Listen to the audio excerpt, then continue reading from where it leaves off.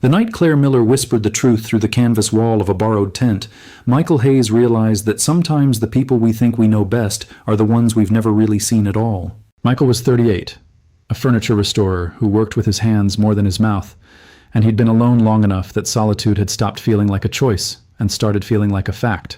His marriage had ended 3 years earlier, not with drama, but with the quiet acknowledgement that two people could share a house and still live in separate countries. He'd kept the workshop, she'd kept the dog, and they'd both kept moving. When his younger brother Danny called about the annual family camping trip to Pinecrest Lake, Michael had said yes, mostly because saying no required an explanation he didn't feel like giving. He arrived at the campsite Friday evening, just as the sun turned the pines amber, and the air smelled like cold water and charcoal smoke. Danny was crouched by the fire pit arranging newspaper, their cousin Mark was unloading coolers, and standing near the picnic table with her arms crossed and her hair pulled into a messy knot was Claire Miller, Danny's ex-girlfriend, wearing a faded green jacket and an expression that suggested she was reconsidering every decision that had led her to this moment. Michael set his duffel bag down. Danny stood up too quickly and wiped his hands on his jeans. Mike, hey, so there's been a slight logistical issue.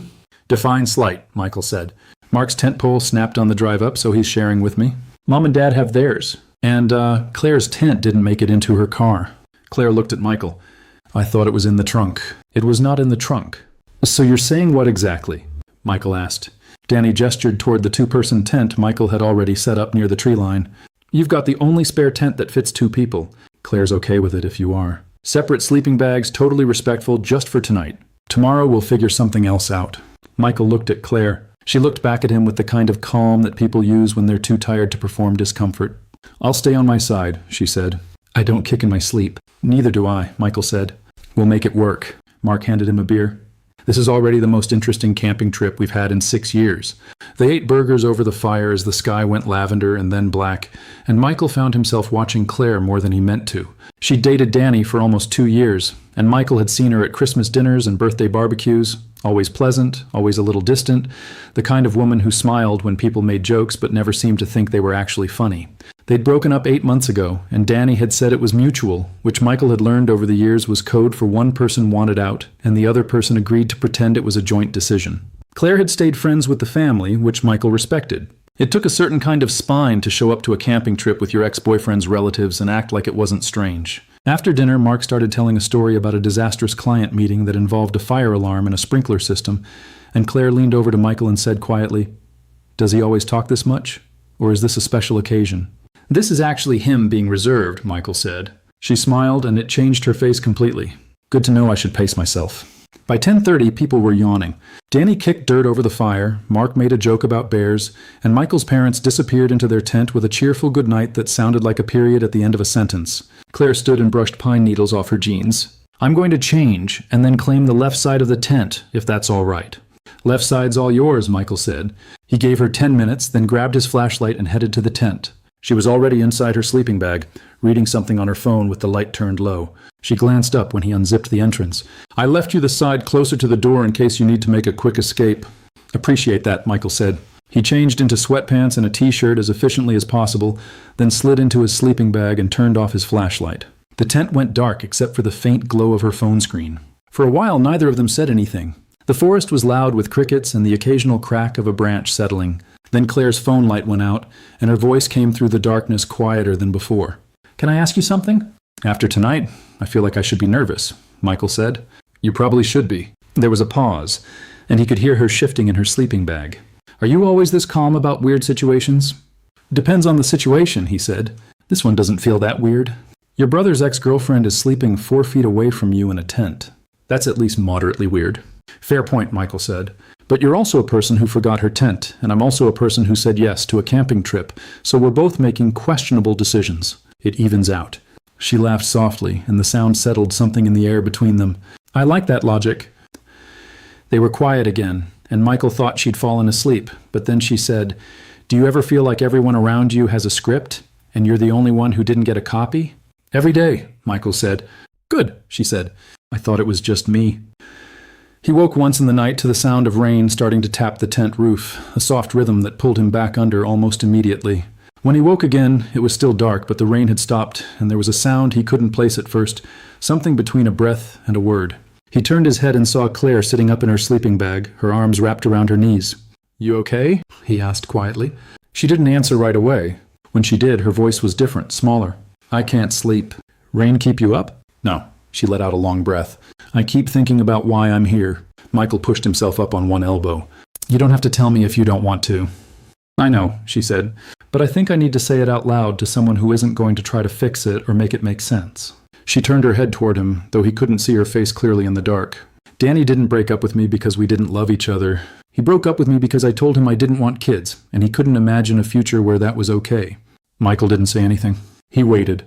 I'd known for years, she continued, but I kept thinking maybe I'd change my mind, or maybe he'd realize it wasn't a deal breaker. And then one night he started talking about timelines and schools and how many bedrooms we'd need, and I couldn't do it anymore. I told him the truth.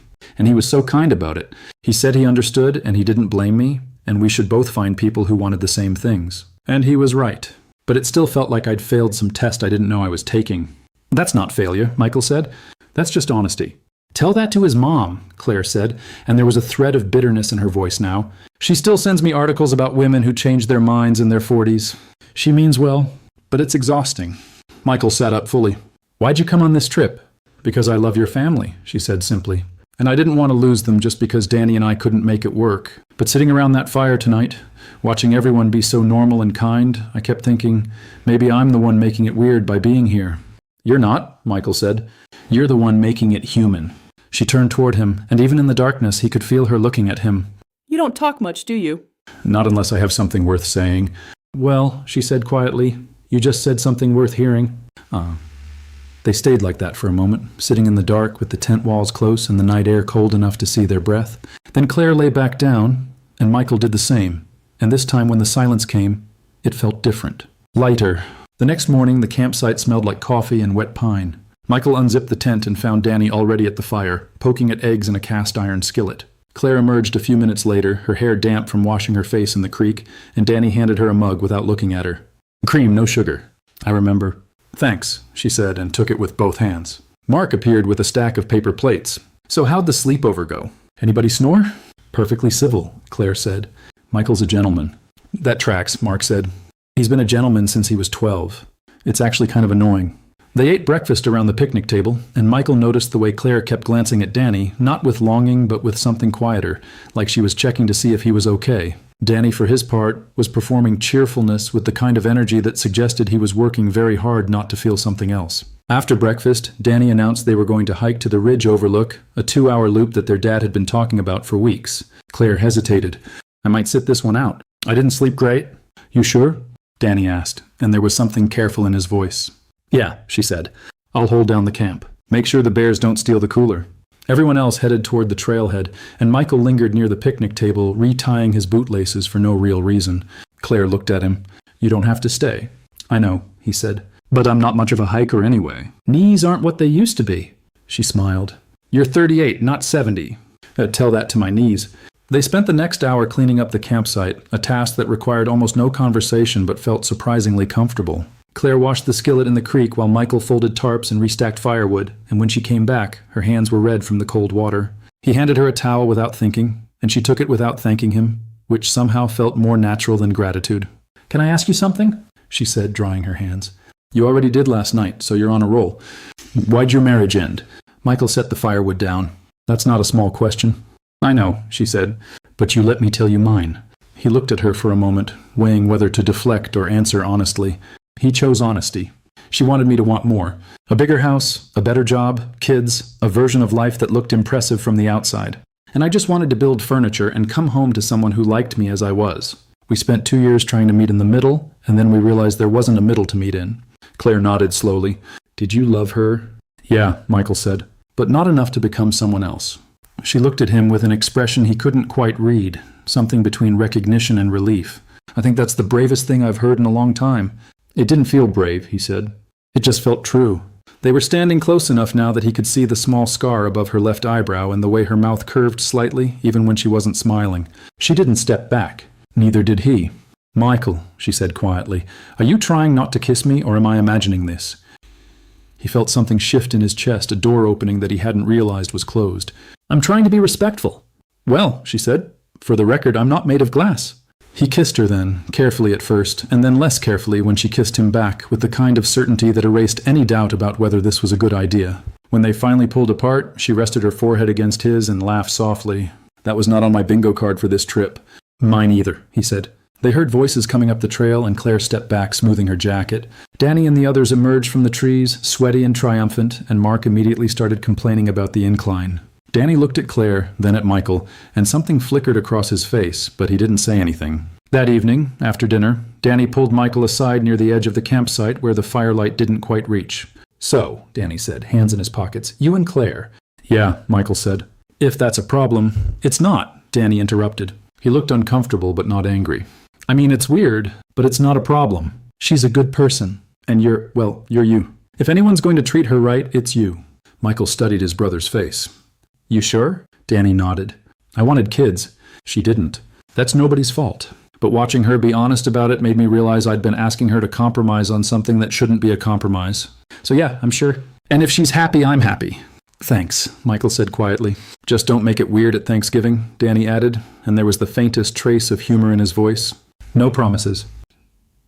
6 months later, Michael stood in his workshop with sawdust in his hair, and Claire sitting on his workbench, swinging her legs and reading aloud from a book of terrible poetry she'd found at a yard sale. The afternoon light came through the window in long slabs, and the air smelled like cedar and coffee. She looked up from the book. "This one's called Ode to a Mailbox. Do you want to hear it?" "Absolutely not," he said. She read it anyway, and he let her, because listening to her voice had become one of his favorite sounds. When she finished, she set the book down and looked at him with that same expression she'd had in the tent, the one that meant she was about to say something true. "I love you," she said. He set down the chisel he'd been holding. "I love you too." "Good," she said, "because I'm not going anywhere." A year after that, on a Saturday morning in his backyard with the grill smoking and her coffee going cold on the patio table, he asked her to marry him with a ring he'd kept in a paint-stained box for 3 weeks, waiting for the right moment that turned out to be no moment at all, just an ordinary morning that felt exactly right. She said yes before he finished the sentence. They were married in the same backyard 4 months later, no tent required. So here's what Michael wants to know. What would you have done if you'd been in that tent, 4 feet away from someone you barely knew, and they told you the truth about why their life had fallen apart? And have you ever realized that the person you were supposed to meet wasn't the person you thought, but someone you never saw coming? Tell him your story in the comments. If you liked this one, leave a like, subscribe, and he'll see you in the next video.